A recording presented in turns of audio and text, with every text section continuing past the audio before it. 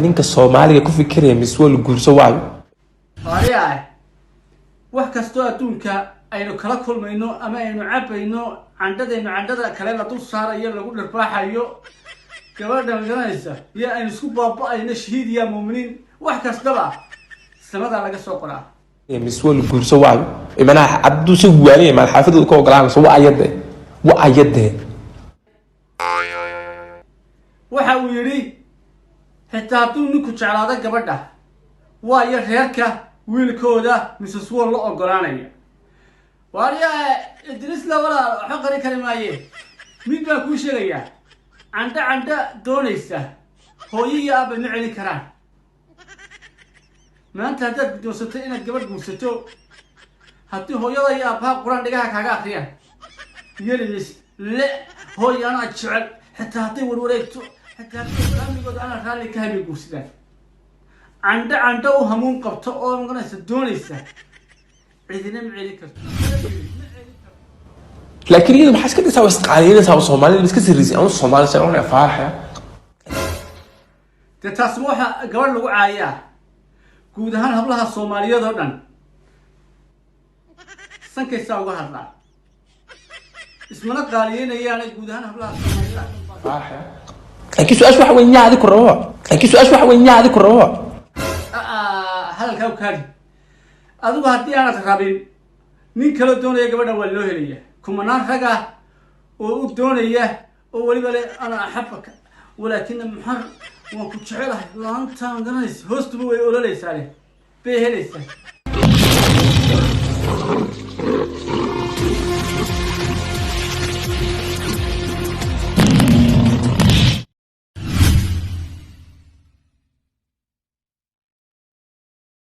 السلام عليكم ورحمة الله تعالى وبركاته ومقال حساب بدن مقال كان هردعا إمكا داوني سمركي أن داودي آد بانو ليابي ورتيتانا مقال كي قدقرين وحكا عدسانيا إن المقال كان لايقي سارتو حيكو يريسا لايقي سكسار حتى تقول عصبتنا سبسكرايب يسار كان بلايل كان فرو si fiidyada u sii socdaan inaganays caloosha ay ku dhaqaajiyaan caloos ya soo dhawaada haddaba waxaan isla dhageysanaynaa idisla cabdi ayaan isla dhageysanaynaa ninka Soomaaliga ku fikiraya miswal guurso waayo imana abdu si waaliye mal xaafadu ka ogolaanayso waa ayade okay laba kablood imika yiri waxa uu yiri ninka guursanaya Mrs. Wall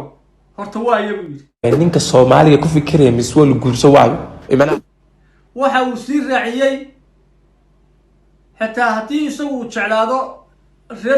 reerka ka ogolaanaya inay kiino gabadha ha guursado waayo miswal guurso waayo imana abdu si waaliye mal xaafadu ka ogolaanayso waa ayade labada kalmadood baan doonayaa inaan istul taago horta midda koobaad dadkan adduunka yaacay maarta qofna calafkiisa ma xukumo wuxuu guursanayo iyo wuxuu cunayo iyo nigiska candada ku qaranaya maarta ma oga mid walba samada laga soo saxeexa hablaayo cali geedi keeshiligaas ayay xiranaysa Faadima Cali Rooble rajabata buluuga ayay xiranaysa muddo sanad ay xiranaysa waliba iskama maarayso way ku istagoobaysa Siciid Jaamac hoosta iyo candada waa laga soo baxaya final hariya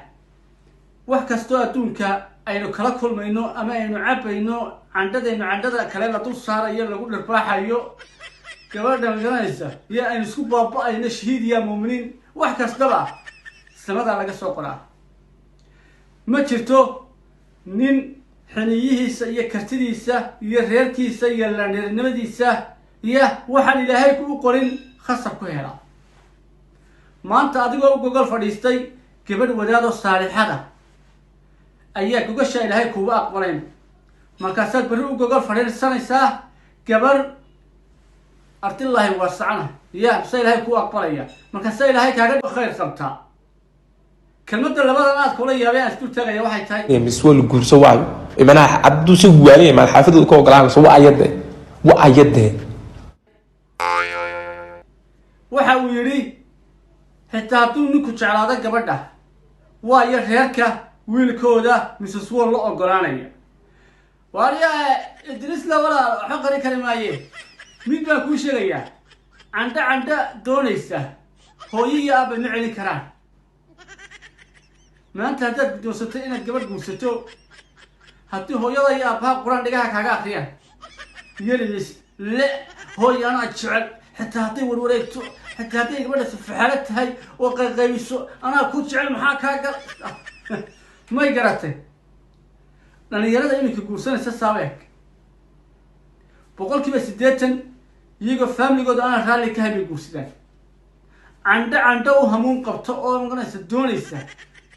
cidina ma celin karto muxuu kala yiri laakiin iyada maxaa iska dhisaa wasqaaliinaysaa Soomaalida iska sirrisay aan Soomaaliya oo aan faaxaya taas waxa gabadh lagu caayaa guud ahaan hablaha Soomaaliyeed oo dhan sankaysa uga hadlaa ismana qaaliyeynayaan guud ahaan hablaha Soomaaliyeed oo dhan baqaaliya oo deemariya luula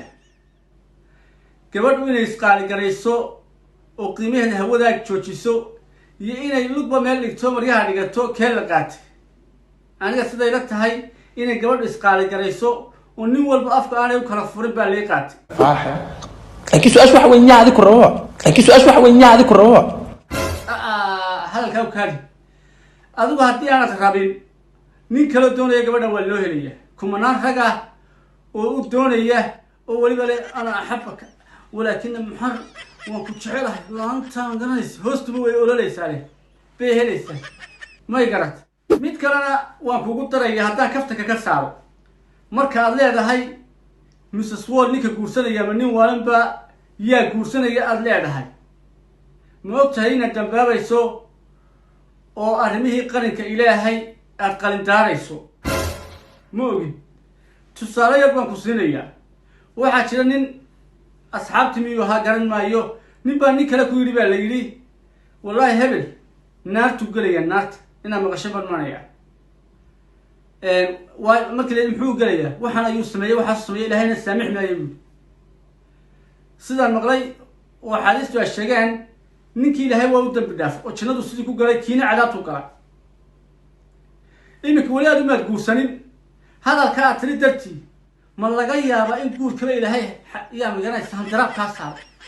oo maganaysa gabadh kastoo aad soo taagtaba kaa cabto tiraabaan may diris la wallahi kuma raba iga tag yaa waayo waxaad xukunkii ilaahay lahaa ayaad gacantaada ku qaadato waxaad tiri wallaahi Mrs. Wall nin jeclaanaya ama guursanaya ma jiro ninka Soomaaliga ku fikiraya Mrs. Wall guurso waayo imanaha abdu si taasina waa gaf ilaahay bay gacantiisa ku jirtaa mid kalena waa kugu daraya Mrs. Wall hata xumaan kala ma laha xoogaa way yar fudud Soomaha gabadh kastoo fudud marka ay guursato way degtaa waliba dumarka fudud majority markay guursadaan ee nin guursaday caruur dhashay maarta way degtaa waa qof waaye arag weeyaan my god laakiin se gabadha marka hore iyadoo degan guursataa majority waa guurkay ku qalqaaliyowda oo xaajigay aad tira wallahi ana ku dilay wallahi na walaal maxaad ku dilaysa wallahi ma garanaysa guursan ka dan my god anway waxaan ku leeyahay arrintaa ku dhaantay ayaan ku ogahay waan kula kaftamayaa gobolkii City arrin baa ka dhacday waliba dhiilo leh oo guud ahaan Soomaalida ama warbaahinta ama baraha bulshada dadka ka hadla dhamaantoodba ay iska indha tireen maanta u dambeysay warar baan maqlaya aan uga naxay gabadha la dhiiso qadooyinka loo xamaan qaadinay ahayd markaas ayuu aabahay ismahay markay rasaasta daadatay magaalada afarta koona laga soo weeraray ayaa markiina maxaan aniga aabahay baa gacmaha soo qabtay soo xaafada wala soo galay bunigeeyo markaan afartii ayaa aysan markaan aragnay ayuu aabahay soo bixiyay kabacdi markii aabahay soo bixiyeen aabahay waan anagu aabahay gacmihiisa sida noo hayaan caymaday ayuu aabahay nagu hor dilay markii aabahay nagu hor dilay ayaan markii aabahay nafta ay ka baxday walaalkay baan yiri xeerada ciidanka maxay militariga kula cayma dibaan markaan walaal xeerada iyo dadkiisa ka soo yaacay markaan arkay ciidankiina uu ka sii yaacay oo calankiina laga furay markaan arkay ayaan dhinacii miskiidka kula soo laamay walaalkay markaan dhinacii beedka ilaa markaan kula soo laamay ayuu maxay dana xabadiisa aniga ay ku dhacday walaalkay marka xagga meegaga dhacday xabadii ilaa madax xaggaas ay kaga dhacday markii baan ka yiri walaalkay iska orad aanu bas hadii tawaan dhintay aaday arrimaha aad u xun baa ka dhacaya gobolka city oo reerka ciise la yidhaahdo lagula kacayaa cid ka hadlaysana ma arag ila dhegaysaba in waxa kale toon maxaanay si aad iyo aad aan u cambaaraynaya anagu dawladda federaal dawladda deegaanka Soomaalida Itoobiya aad baan u dhaliilayaa cambaaraynaya waxa aan u dhaliilayo canfar iyada naga daran sababta ay nooga daran tahay meesha uu shalay toole dadkeenu uu aadka ugu dhamaaday aadka loogu xasuuqay waa dan la helana waxay ka tirsan tahay gobolka city maadaama ay ka tirsan tahay la garta waa man garanayba tani canfarta cundufiya cadeyti iyo gadmal waa man garanayba oo deegaanka la hoos tagaysan mas'uuliyadooda ma hayaan balse tani shalay toole gobolka maxadanay dan la helay ka dhacday dadkeena dukaanada lagu gubay dadkeena maxadanay qoryaha lagu gumaaday sida xun loo galay ilaahay mas'uuliyiinta deegaanka Soomaalida ayuu qarsanay oo ugu horeeyay madaxweynaha Mustafa Cagjar ku xiga aadan farax dhamaan mas'uuliyiinta wallahi waa wax aad iyo aad looga xumaado Soomaalida kale marka wax yar dhacaan baa la bumbuuriyaa war waxaan weydiinayaa reerka ciise la yiraahdaa wasa Soomaali ma ahmiya hal lagu helin way maxaa dawladda Soomaaliga galbeed uga hadli weyday maxaa Djibouti uga hadli weyday maxay Soomaaliland uga hadli weyday Soomaaliya maxay uga hadli weyday ya dadka la hadad banu doodnaayo maxaa uga hadli weyday Idris le nin Soomaaliga galbeed ka soo jeedaa tahay inta ka hadlahay dadka ciise la dhibaataynayo Mrs. Well lama guursanayo waxba inooga biirayaan arrinta ka soo hadal muuqaalka la igiisa